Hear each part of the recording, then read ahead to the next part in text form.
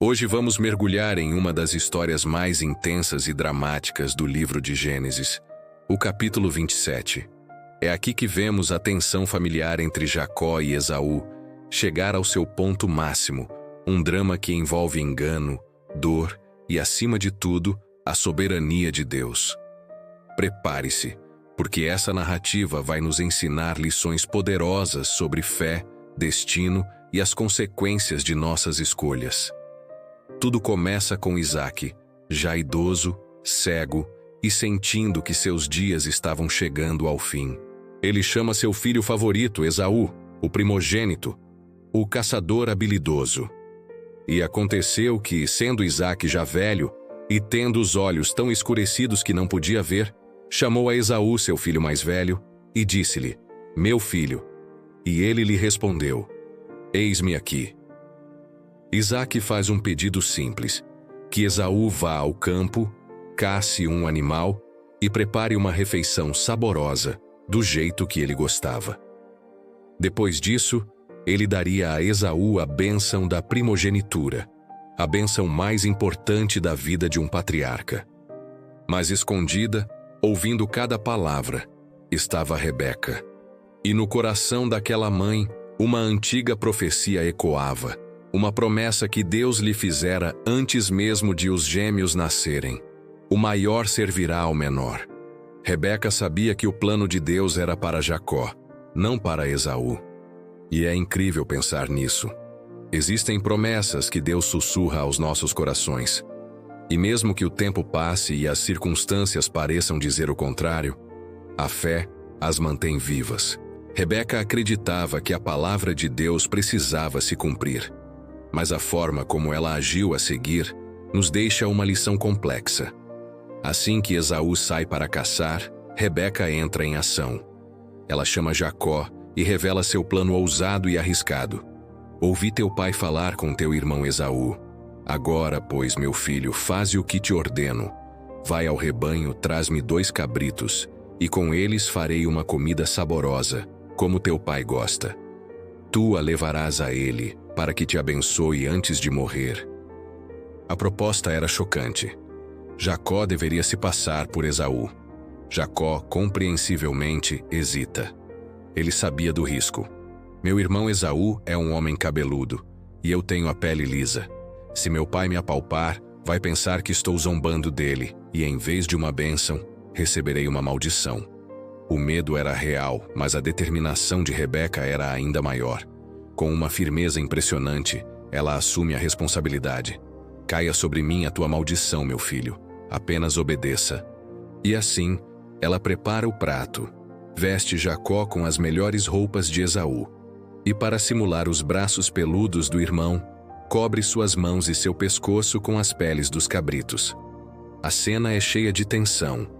Vemos aqui como a pressa e a ansiedade podem nos levar a tentar ajudar Deus a cumprir suas promessas, usando nossos próprios atalhos. Mas a verdade é que Deus não precisa da nossa ajuda tortuosa. Ele é soberano e cumpre seus planos no tempo e do modo dele, sem precisar de enganos.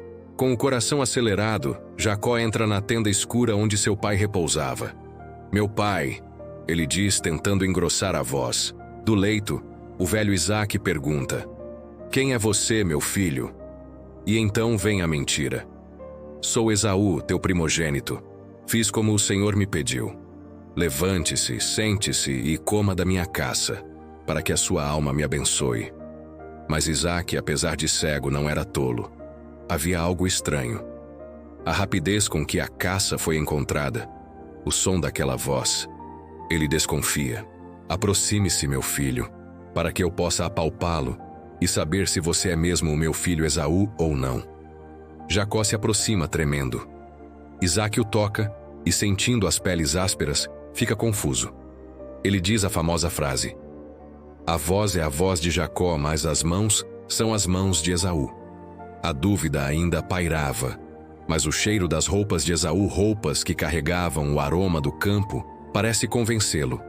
Isaque come da refeição e, finalmente, abençoa o filho que estava diante dele, pensando ser Esaú. E que bênção poderosa ele libera. "Que Deus te dê do orvalho do céu. e da gordura da terra, e abundância de trigo e de vinho. Que os povos te sirvam e as nações se curvem diante de ti. Sê senhor de teus irmãos, e que os filhos de tua mãe se curvem a ti. Malditos sejam os que te amaldiçoarem, e benditos os que te abençoarem. A bênção foi entregue. Jacó a recebeu por meio de um engano, de uma forma totalmente imperfeita. Mas aqui vemos um princípio espiritual profundo. O plano de Deus é infinitamente maior do que os nossos erros. A soberania divina é tão vasta que Ele consegue usar até mesmo as nossas falhas e fraquezas para cumprir o seu destino eterno. Mal Jacó havia saído da tenda, o verdadeiro Esaú chega, orgulhoso e exausto da caçada. Ele prepara a refeição e a leva ao seu pai com o coração cheio de expectativa. Levante-se, meu pai, e coma da caça do seu filho para que o Senhor me abençoe. Ao ouvir aquela voz, o mundo de Isaque desaba. A Bíblia diz que ele estremeceu com um tremor muito grande. Ele percebeu o que havia acontecido. Quem então foi aquele que caçou e me trouxe a comida? Eu comi de tudo antes que você chegasse, e eu o abençoei, e de fato ele será bendito. Naquele momento, o grito de Esaú ecoa pela tenda, um grito de amargura e desespero avassaladores. Abençoe a mim também, meu pai. Ele percebe que perdeu algo insubstituível, mas Isaque, desolado, responde: seu irmão veio com engano e tomou a sua bênção. O choro de Esaú é uma das cenas mais tristes da Bíblia. Não reservaste nenhuma bênção para mim?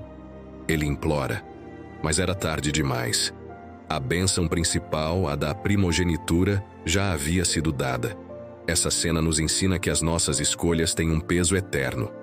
Esaú, no passado, havia desprezado seu direito de primogenitura, trocando-o por um prato de lentilhas. Ele valorizou o que era passageiro em detrimento do que era espiritual.